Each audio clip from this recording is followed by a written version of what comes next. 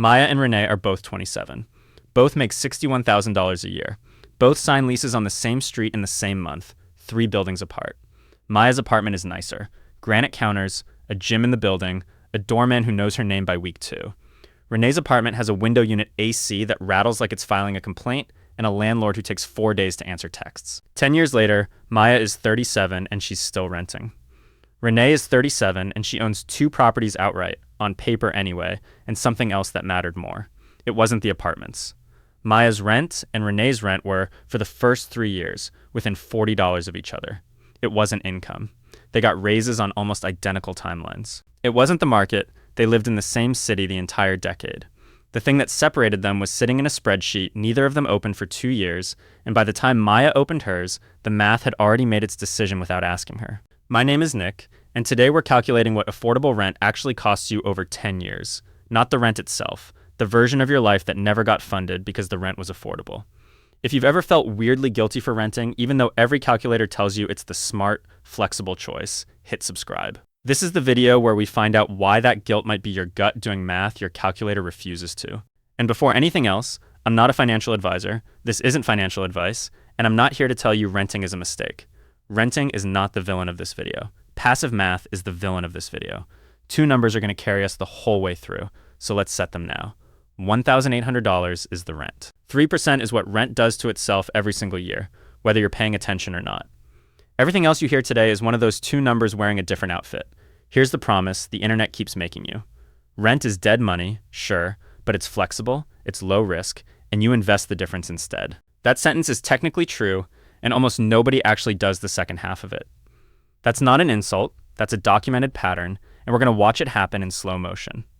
Let's start with the number that gets quoted at every dinner party. $1,800 a month in rent over 10 years, unadjusted, is $216,000. People hear that and gasp.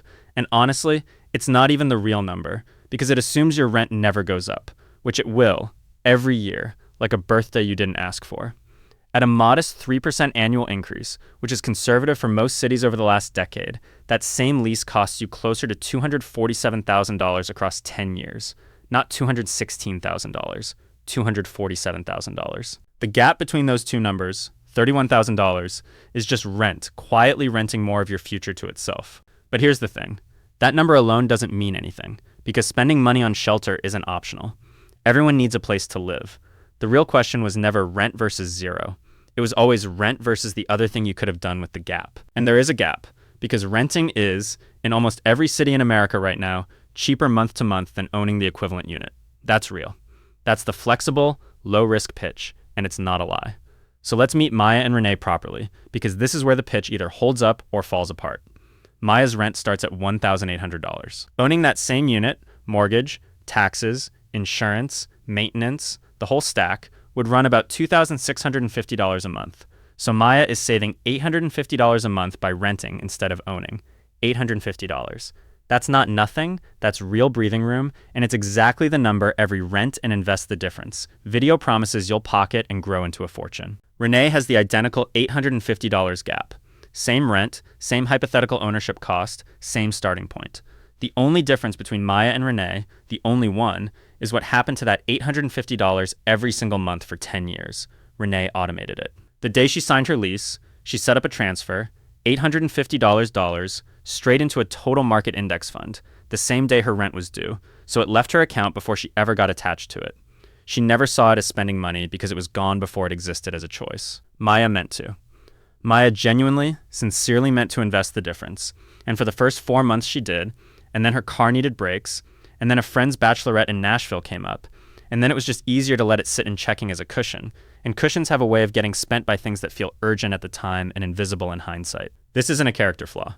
This is what happens to unstructured money in approximately every household that isn't actively fighting it, and there's real research behind that. We'll get to it. Run the math on what $850 a month, invested at a realistic 6% return, becomes over 10 years. It becomes about $139,000. Not the fantasy 10% number, the real, current forecast adjusted number that actual asset managers are using for the next decade.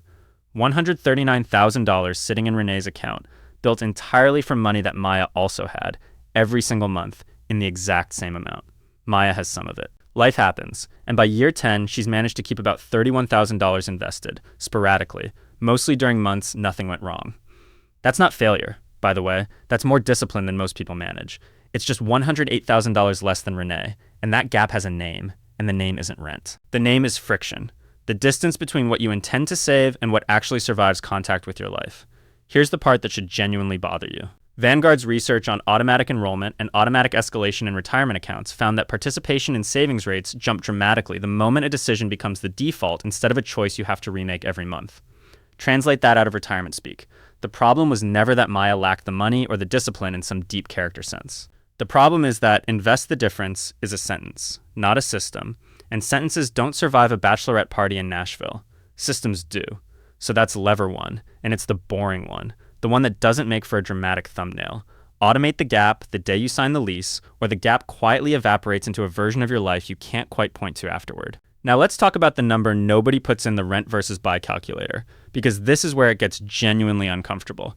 Rent isn't just $1,800 a month. Rent is $1,800 a month with a landlord who has complete, unilateral authority to change that number once a year, and no obligation to explain why. Renee's building got sold in year 4. New owner, new management company, and her renewal notice came with a 14% increase in a single year. Not 3%, 14%. That's not hypothetical. That's the actual median pattern in cities that see meaningful investor turnover, buildings get flipped, and the new owner's business plan usually involves repositioning the rent roll, which is a polite phrase for everyone's rent jumps at once. Renee had the automated investing habit, but she didn't have that 14% jump modeled anywhere, and it ate into what she could contribute for 8 months while she found somewhere cheaper to move. This is the part the rent is flexible, Pitch conveniently forgets to mention. Flexible cuts both ways. You have the flexibility to leave. Your landlord has the flexibility to make you want to. And every time that happens, you eat moving costs, you eat a deposit that may or may not fully come back, you eat the emotional tax of losing a neighborhood you'd actually built a life in. None of that shows up in a rent versus own spreadsheet because spreadsheets don't have feelings, but you do, and you're the one living inside the number. Over 10 years, the average renter in a major metro moves roughly once every 2 to 3 years, whether by choice or by rent shock, and each move costs somewhere between $1,500 and $4,000 once you count deposits. Movers, the inevitable, we need new furniture because the old stuff doesn't fit tax and the days off work nobody pays you for. Conservatively, call that $2,500 per move. 4 moves across the decade. That's $10,000 that both Maya and Renee lost to instability that a homeowner simply doesn't pay because a mortgage payment, unlike rent, does not have a renewal notice. So now the picture's getting more honest. Renee's $139,000 in theory becomes something closer to $115,000 once you account for the rent shock disruption and the moving costs that ate into her contributions during those 2 rough years. Still enormous, still real, just not the clean, frictionless number the calculators promise. Let's talk about the psychological layer now, because this is the part that almost never gets said out loud, and it's the actual engine of why this gap exists in the first place. When you own, the cost is locked in a box you can see. A 30-year fixed mortgage does not care about your landlord's opinion of the market. It is the same number in year 1 and year 29, adjusted only by your own choices, refinances, taxes creeping slightly. Owning gives your brain a fixed target, and fixed targets are easy to plan around. Renting gives your brain a moving target, renewed annually, at the discretion of someone whose financial incentive is directly opposed to yours. And living against a moving target does something specific to how people budget. It makes long-term planning feel almost pointless. Why build an elaborate 10-year investing plan around a monthly number that might not exist in its current form past next spring? This isn't laziness, it's a rational response to genuine uncertainty, and it's exactly why renters, even financially savvy ones, systematically underinvest the gap compared to what the math says they theoretically could. The uncertainty itself is a tax, paid not in dollars, but in the plans you never fully commit to making. Now, I promised you a twist, and here it is, because I don't want you walking away from this video thinking the answer is simply buy a house, because for a huge number of people right now, that math genuinely does not work. We've covered that in a separate video, and it is its own kind of brutal. The twist is this. The $850 gap was never really about renting versus owning. It was about whether you have a system that survives you not thinking about it. Here's what I mean. Let's say Maya, at year 5, finally gets fed up with watching her balance flatline and does the one thing that actually would have fixed everything from month 1. She automates the transfer. Not, I'll try to save more. An actual, scheduled, untouchable transfer the day rent clears. From year 5 to year 10, 5 years, At that same $850 a month and 6%, she builds about $60,000. Combine that with the $31,000 she'd already scraped together sporadically, and Maya finishes the decade with roughly $91,000, still $48,000 behind Renee. But here's the actual headline. 5 years of a real system outperformed 5 years of good intentions by more than the entire 5 years combined. The system isn't a nice to have. The system is functionally the entire strategy. Everything else, the fund you pick, the exact percentage return, the specific bank, is a rounding error next to whether the money moves automatically or waits for you to feel like it. So what actually works, if you're renting right now and you want the gap to mean something in 10 years instead of evaporating? First, calculate your actual gap, honestly. Price out what owning your current unit, or something comparable, would cost all in, mortgage, tax, insurance, maintenance budget, and compare it to your real rent. That difference is your number. Most people have never actually run this calculation. They just vaguely feel like renting is cheaper without ever pricing what the alternative would cost them monthly. Second, automate that exact number the same day rent leaves your account, not the 15th, not whenever's left over, the same day. So both payments feel like fixed costs of being alive instead of one being a bill and the other being a suggestion. Third, build a separate, smaller buffer specifically for rent shock and moving costs, because we just watched that cost Renee 8 months of contributions when she wasn't expecting it.